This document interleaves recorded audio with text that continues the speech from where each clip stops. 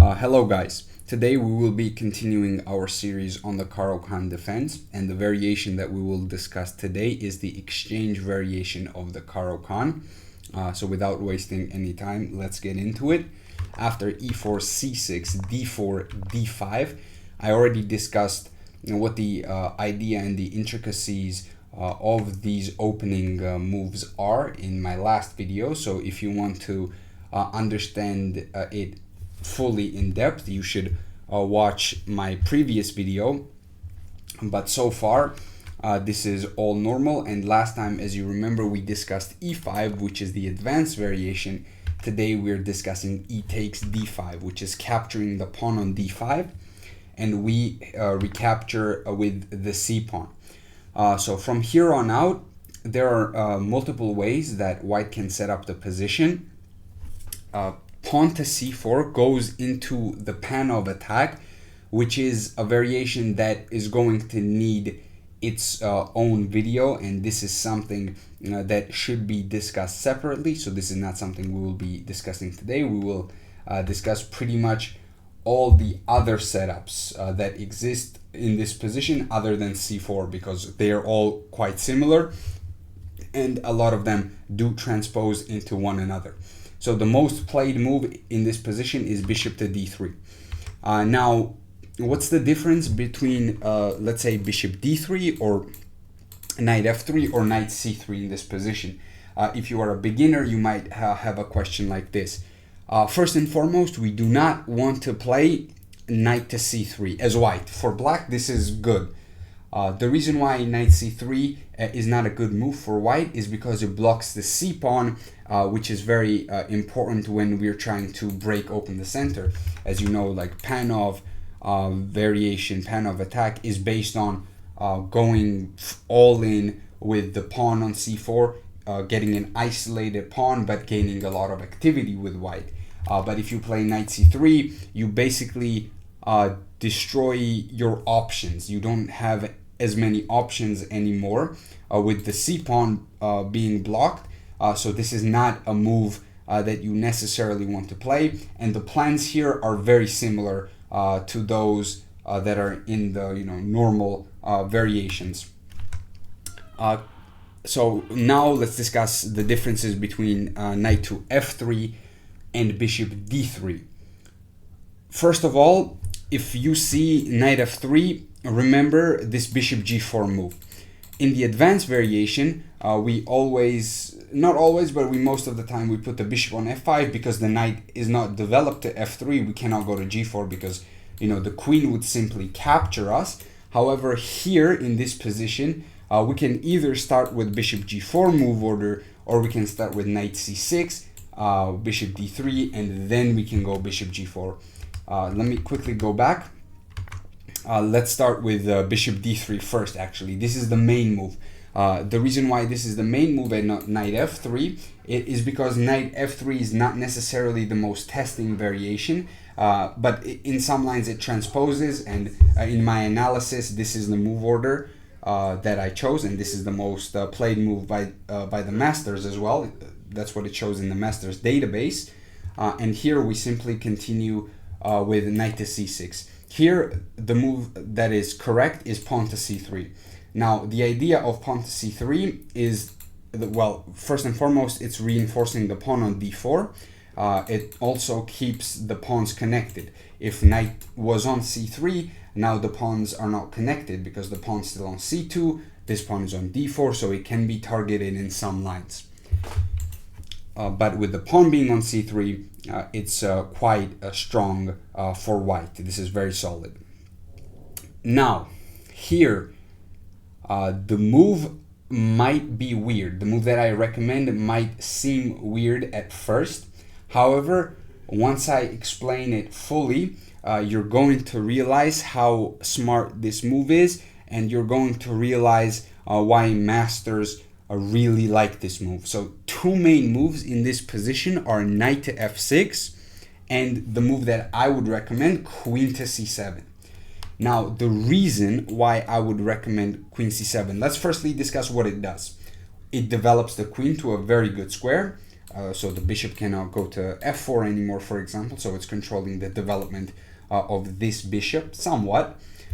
And also it's, developing, and it is keeping this knight flexible, because in this structure, this is the Carlsbad structure, in this structure, the knight does not always want to go to f6. Sometimes it wants to go to e7 after pawn has been played to e6, and you will see why.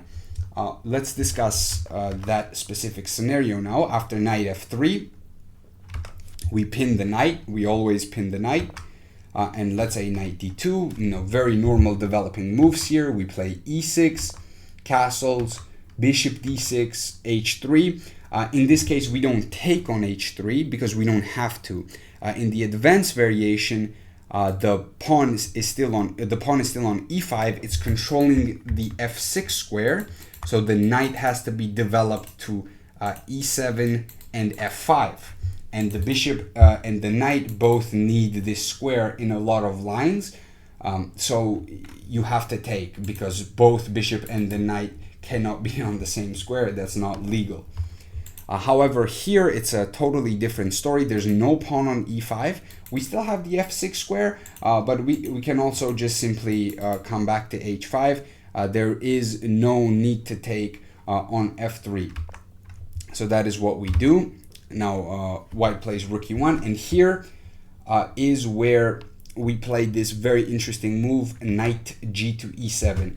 And the reason why we don't play knight f6 is because after knight g to e7, in a lot of lines, well, let me just make one or two more moves just so you guys can see what's going on. So h6 is a good move, stopping bishop g5, bishop e3, castles, rook c1. So the reason why we don't play knight f6 earlier and we play knight e7 instead is because in a lot of these lines, we actually want to play pawn to f6 and then pawn to e5. E5 is the main idea of the position. A lot of times you can play e5 on its own without preparing it with f6. However, you can also prepare it with f6 and recapture with the pawn here on e5. So that is another way to play.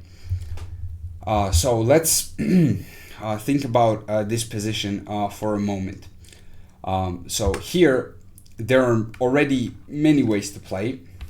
There's rook to d8, for example. There's also rook to e8. These are both very reasonable. A lot of games here that I'm seeing in the Lichess database, for masters, this is already out of theory, but there are some games in the Lichess database where many 200 plus players have played these positions.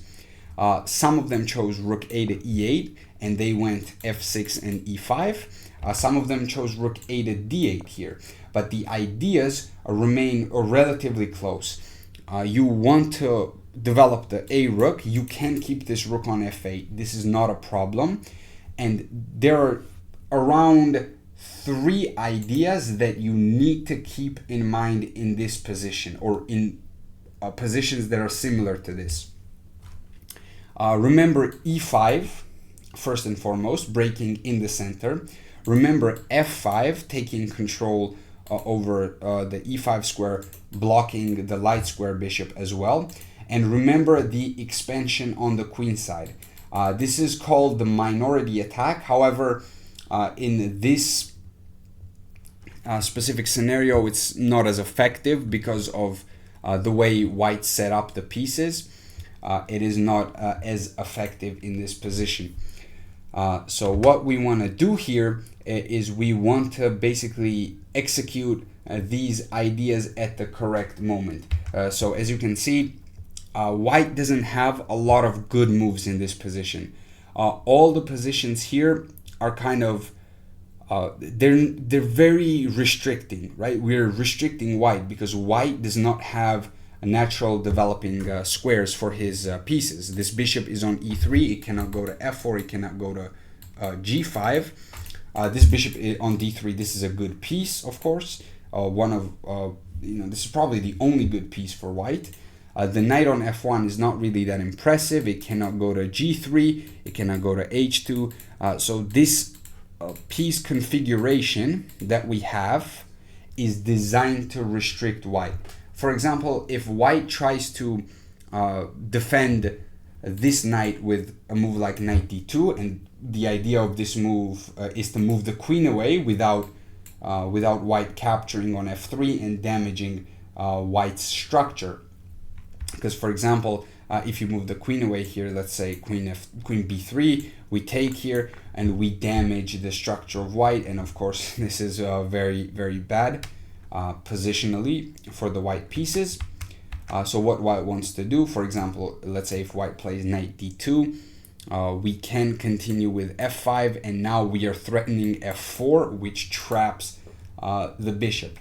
Now, in this video, I cannot go over every single piece configuration that white can have. That is impossible, and you will never be able to find a video where somebody explains every single piece configuration and what to do against it.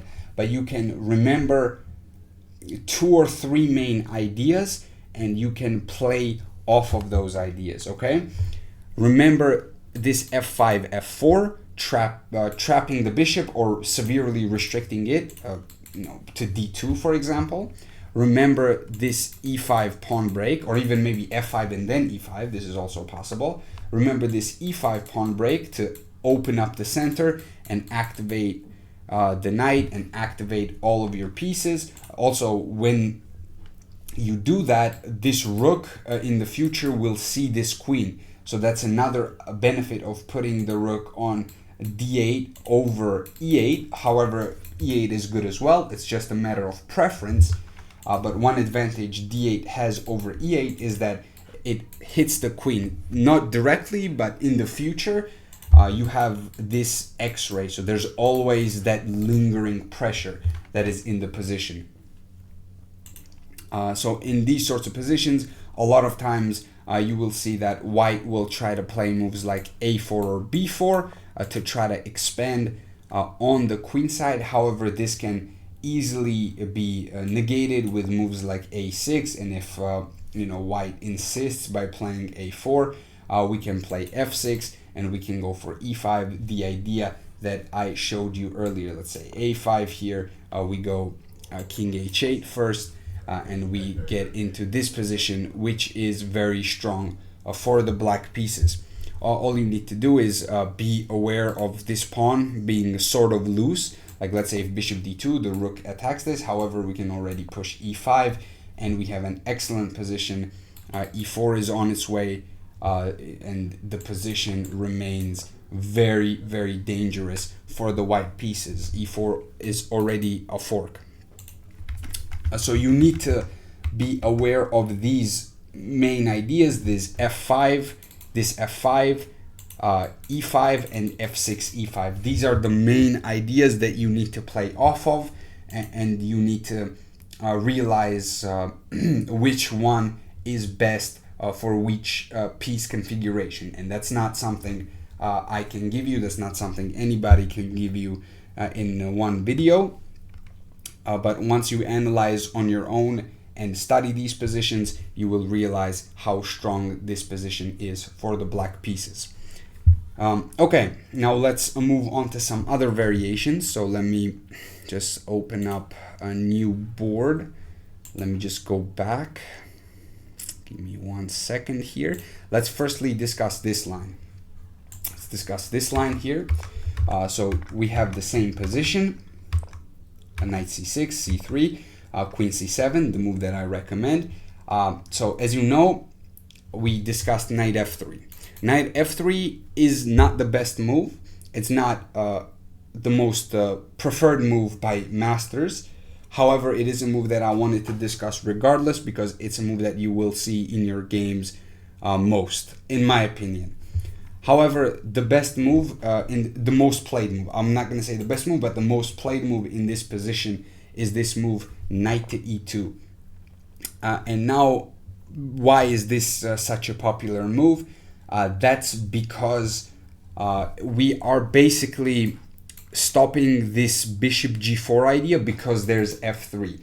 And let me show you this is a crazy line that I'm going to show you. After bishop g4, castles, let's say e6, the move here that refutes bishop g4, this is diabolical and your opponents are not going to know this. The move that refutes bishop g4 is this move queen e1.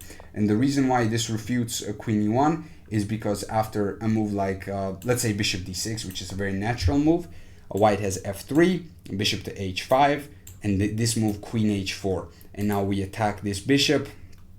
And if bishop goes to g6, after bishop captures, we cannot recapture with the h-pawn because the h-pawn is pinned. So we have to damage our structure here. Now, this is a crazy line, and this is not a line that you're going to see in your games.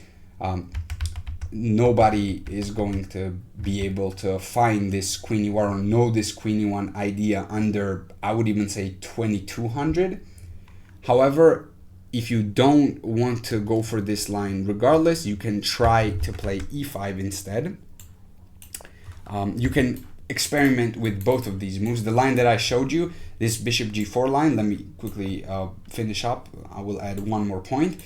If they play some very natural moves like rook to e1, for example, here you do the same thing. You go bishop d6, and you actually get a better version of that line that I showed you earlier, because the knight on f3 is actually better than the knight on e2. But since white doesn't know this queen e1 idea in this case, this setup is even stronger with knight e7. So this is something you can definitely look into. You can also play knight f6, but that's not what I would recommend. Stick to knight e7. This is a very strong variation. However, if that's not what you want to go for because you're worried about that line, you can play this e5 line. I would still recommend bishop g4 for anybody that's below 2000, but e5 is also a strong move in this position. It's the top engine move. And after pawn takes, knight takes, we do have an isolated pawn, but we're going to get a very active position. So theory in this position goes something like this: bishop b5 check, bishop d7 captures, queen captures, and then after bishop f4, knight g6, bishop e3 is the main move. This is the best move. However, a lot of players on the Lichess database have played bishop g3, which is not as strong. Bishop e3 is the best move here. Knight f6, knight to d2, bishop e7, castles, and we have a very normal position where black does have an isolated pawn. However, this position is fine. There are no issues with it. You can continue developing. You can push the a pawn. This is a really cool way of playing this a5, a4. If you remember the last video, there was a similar idea with a5, a4, although that position was a bit more locked. Here it's a little bit different. So you have a choice. Remember, if they play knight to e2, you have a choice between these two lines of bishop g4 or e5. Bishop g4 is easier to play, and this is what I would recommend. However, e5 is another very strong option. Okay, now let's discuss the final variation that I want to discuss. Let me just load up this new board. So the position is very similar. We go into the same line. However, here instead of knight f3 or knight e2, white plays this h3. So white plays bishop d3 and h3. It's very interesting that both of these moves are designed to stop the development of the light square bishop of black. So what we do here is super cool. We have this move g6, or knight f6 first, sorry, and after knight f3, here we play this move g6. And after castles, we play bishop to f5. Now, if white doesn't take, let's say white plays a move like rook to e1, we take and we continue playing the game. This is already equal for black. Black has already equalized. The position is good. However, if White decides to take. Now we get these doubled f pawns. However, the g file is now open, and this gives us lots and lots of attacking possibilities. I think this is a very potent line. Let me just show you a sample line here. After rook to e1, we play e6, bishop to g5, we go bishop e7. Remember that this bishop that's on f8 in this line wants to stay either on e7 or d6. Either one of these squares is good. Of course, in this specific case, we need to defend the knight. However, generally, if white plays something else, the bishop wants to stay on this diagonal, okay? Because on g7, it's going to be blocking the rook. So bishop e7 is the move here. And after knight to d2, we can play knight e4. We can also play queenside castles. However, it's probably best to put the knight in the center right away. So knight e4 takes, queen takes, pawn to c4. We castle queenside. We want to continue attacking. And after cd, this is something you should remember. We take with the e pawn. And you might say, okay, this structure looks very ugly. We have three pawn, or I guess 4 pawn islands, right? Over on this side of the board, we have 2 isolated pawns and one double isolated pawns. Yeah. However, believe it or not, this position is very dangerous for the white pieces, and we can easily win the game in a couple of moves if white is not careful. And the way we can win this game is, first and foremost, we have to defend our king. So we get out of the c file, or we even get out of the b file, so we can, my analysis ends here, but we can also get out of the b file and just go to a8. And then what we want to do is we want to double up on the g file, and that's how we will be attacking. So let me just show you a line after a4, for example, how poorly this can go for our opponent.